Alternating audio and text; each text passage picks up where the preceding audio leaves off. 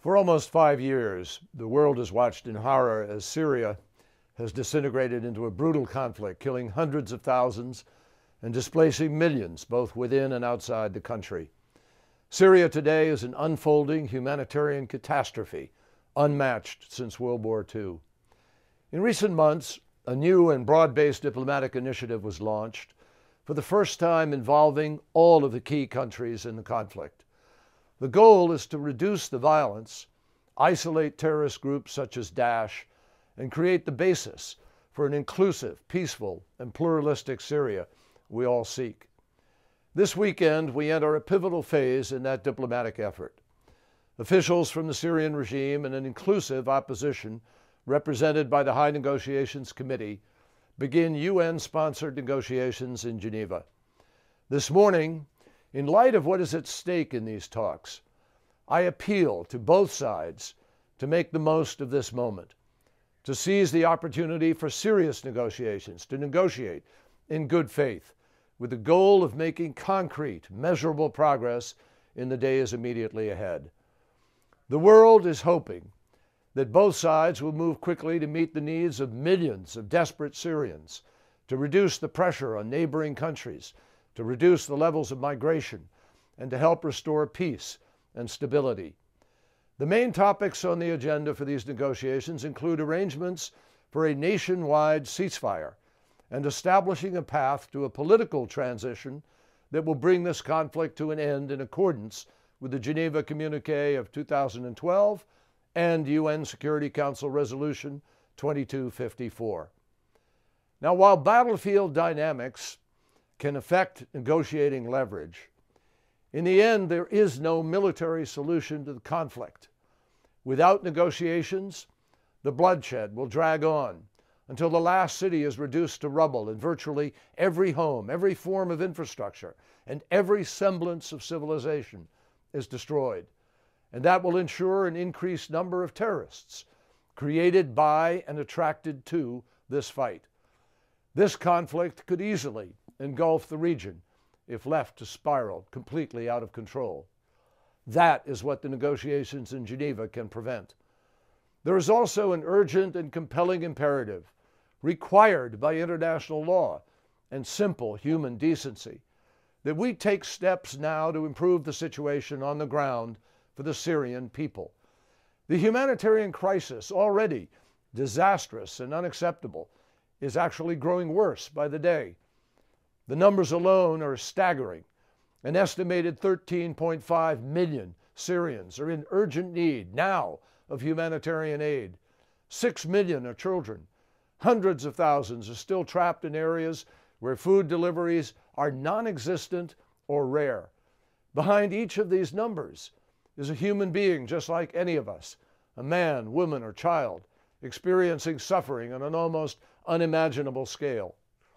Shockingly, less than 1%, one person in 100, one area in 100, of the besieged population of Syria received food aid in all of 2015. And we are not just talking about remote, hard-to-reach areas. The town of Madaya is just an hour's drive from Damascus, and yet in recent months its people have been reduced to eating grass and leaves. How has the regime and the militias that support it responded? By planting landmines and erecting barbed wire to keep relief workers out. This weekend we heard reports that another 16 people in the town have died due to starvation amid the bitter winter's cold. Other residents have been described as walking skeletons. And the tragedy in Madaya is far from the only case. Overall, since the beginning of last year, the Syrian regime has received 113 requests from the United Nations to deliver humanitarian aid. Astonishingly, just 13 of these requests have been approved and implemented. Meanwhile, people are dying. Children are suffering, not as a result of an accident of war, but as the consequence of an intentional tactic: surrender or starve. And that tactic is directly contrary to the law of war. Let me be clear. The Syrian regime has a fundamental responsibility. All the parties to the conflict have a duty to facilitate humanitarian access to populations in desperate need. Not in a week, not after further discussions, but right now, today.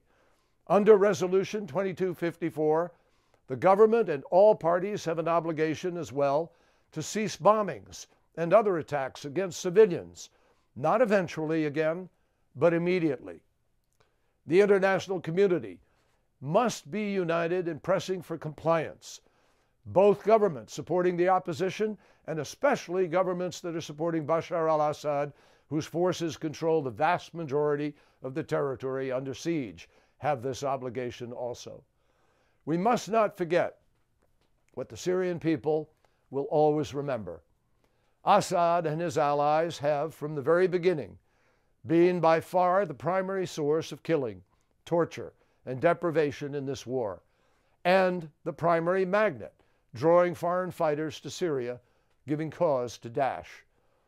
In recent weeks, colleagues from the International Syrian Support Group have been in constant contact in order to forge a more unified and collaborative approach to de-escalating this conflict, and also to ensure access to besieged areas for humanitarian workers and supplies.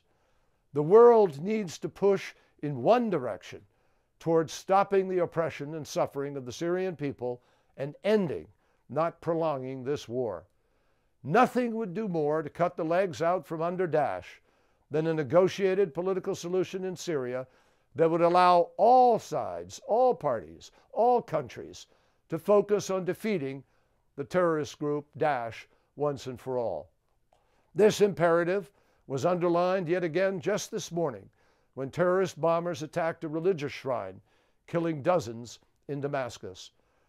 The people of Syria deserve a real choice about the kind of future that they want, not a choice between brutal repression on one side and terrorists on the other. That's the choice the Assad regime would like to offer. What the people of Syria need is the kind of choice that emerges from a credible political process. This week in Geneva, that political process can get underway. The road ahead remains challenging. Success is not assured, but we have seen through years of savage fighting what the absence of serious negotiation yields. So I urge all parties to seize this opportunity and go forward with the best interests of their country in mind. The United Nations Security Council has created a framework for bringing the war in Syria to an end.